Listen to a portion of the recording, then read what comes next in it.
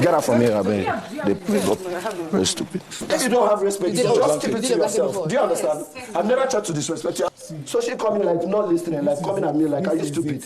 There's one that's for cover. Why the fuck will you drag it like that? Like you disagree with men and you act normal, but now you're disagreeing with the woman, you're dragging them because you're a very stupid and a mad person. Like you take strike, you're mad, very mad.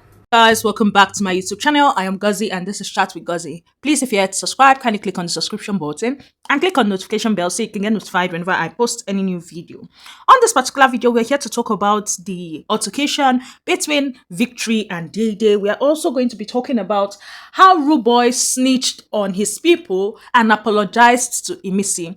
So let's just start off with this Dede's drama. So what had happened was a simple misunderstanding. Yes, apparently Victory had gone to try to help Sabrina with her bed covers and all that, help her with her bed and all.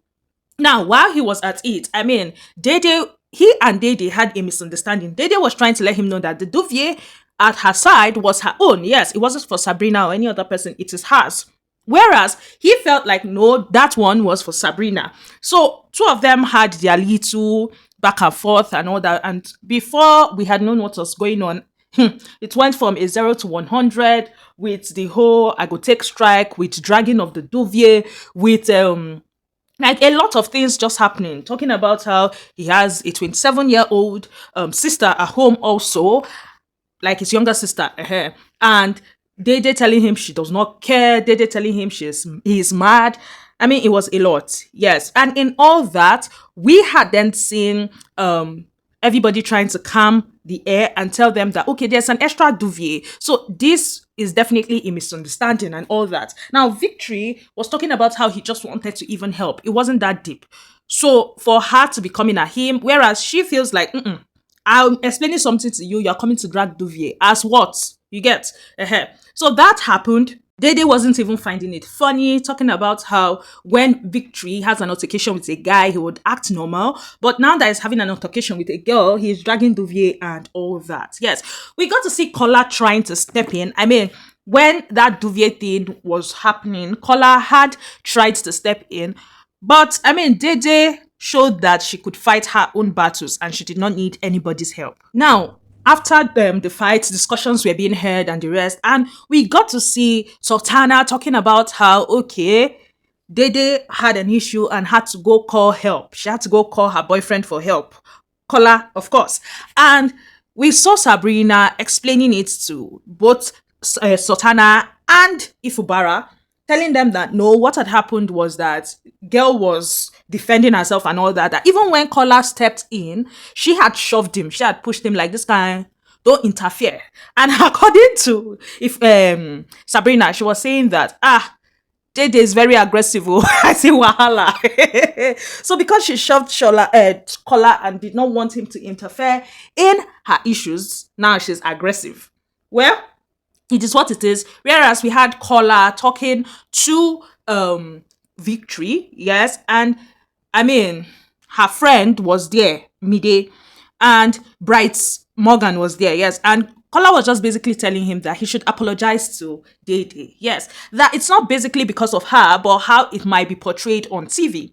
Him dragging the duvet like that he had seen the fear in Dede's eyes. This guy was about to happen and all that, and that was why he had quickly stepped in. Yes, he had seen the fear in her eyes, so he should apologize to Dede, whereas he said that he had no reason to apologize to Dede. And Kola was letting him understand that you are apologizing not for you, but for the image that this might have put across. It might have put across an image of you being aggressive, of you being violent and all that. So if it's being aired, it might portray that. So I'm just looking out for you. And even if you and Dede don't ever speak again, at least apologize. Mide was like, there will be no need for the apology because everybody knows how Dede is.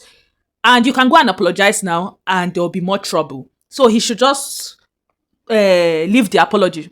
Nobody needs it. But Kola kept insisting that he should go apologize. Maybe not now, but later he should apologize and just get it out of the way. For me, it was a simple misunderstanding, and if they can just talk it out, everything will be fine. Now, moving from that, let's go over to this whole Imisi talk and the housemates suspecting that she was the one doing all the pranks and all. I mean, Kola, while talking to Dede, Mide, and Gigi Jasmine, he had spoken about how, Imisi had cried to him because she did not understand why the housemates would feel like she was the one that was doing those things. And for him, he actually does support that because why the housemates will feel like she's the one doing those things. And the most hurtful part was that she had already been unmasked. So them still feeling like it was her and all was just shocking.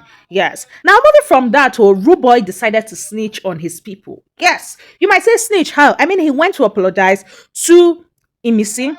Now, outside apologizing to Imisi, dude had the guts to be talking about how people were coming to him, they were confusing him, they were the ones that made him do what he did. It was not like they were using him as a messenger. That what did Imisi even really do? Imisi did not do anything. The only thing she did was that she said she would cook her food. Yes, from day one, she stood up that she would cook her food. That's the only thing she did. Blah, blah, blah. I'm like, I don't understand. Rooboy, I don't understand where this is coming from. Are you trying to throw your people under the bus, especially Sultana? Because towards a point, he was like that, even his guy, Coin, feels very bad. And that he would come and apologize. And maybe that's why he even slept so early and all. Now, Bigsoso was also there talking about how she does not even know how everything came about. That, she does not know the things that happen in the house. People just tell her that, see what your people did, and all that. That she does not. God, I'm like, what on earth is this? And Kola was there, Imisi was like, hey. He was telling Imisi, you should be happy that people like us are telling you the truth. I'm like, nah. Someone like me, I'll be wary of you, because if you can come and throw your people under the bus to look good in front of me, after that whole scene, you can do worse later. I'm so sorry, but I would have respected Rooboy more if he had just simply apologized, since he wanted to apologize, than trying to paint a picture like, no, he was being used or he was being made to think of a certain narrative. Rooboy is not a child, so he knows everything he was doing. This was someone in his diary session that had said that he is upset with Imisi because Imisi had insisted that she wanted to cook her food and Imisi is wasting. That if the food finishes, he would go to Imisi and they would have an issue. And then he was like, what even happens to someone like him that cannot cook? He said all this. So now, why is he making it look like, no, it was people that were in his ears, plus, are you a toy that people would just manipulate? Are you a child that can be easily manipulated? Because I don't understand his narrative that he's trying to paint at all. I don't get it. And it's how Imisi was just doing, Jesus. She was giving soundtrack. For me, if I was Imisi, I would take his words with a pinch of salt, because dude is trying to remove himself from that equation, and he's trying to pass the blame. Me, I feel like dude is thinking ahead of Monday. It's not even he's thinking ahead of Monday. So he's trying to absolve himself from all blames, which is stupid. Then he was now talking about how the only issue that they had was just him telling her to wash pots. That plus, he thought about it. Does he even have the right to tell her that? Moving forward, the only person that can caution somebody is Big Brother. Big Brother will be the only person that even him now, he can decide to go to toilet and not flush. Yes. And everybody should just be living anyhow they want to live. That even those plates in the kitchen, he's not going to be washing plates again. Anybody that wants to use their plates and refuse to wash the plates, when the person does not see any plates, the person will wash the plates. And I'm like, Rooboy, I beg, enough of all this sakamache. And it's how people on X were making a mockery out of the whole thing. Because before this, will I call it a confession now? Imisi was playing guitar. Yes, she was playing guitar in the garden. And she was just basically singing worship songs. And afterwards, she had entered inside and this discussion had happened. Now, before that, we had seen that Imisi and Rooboy were playing snooker. And if I'm not mistaken, Imisi had first started playing snooker and Rooboy had gone to meet her to play snooker. I feel like he was just trying to set the pace for his apology, which is fine. And then Imisi had stopped playing and had gone outside. She sang worship songs and all that before she came inside that this discussion now happened. Yes. And we are seeing that people online are saying Imisi sang thanked God for is it 5 or 10 minutes, and then Rooboy started confessing. I was like, it don't turn witchcraft, I'll be waiting.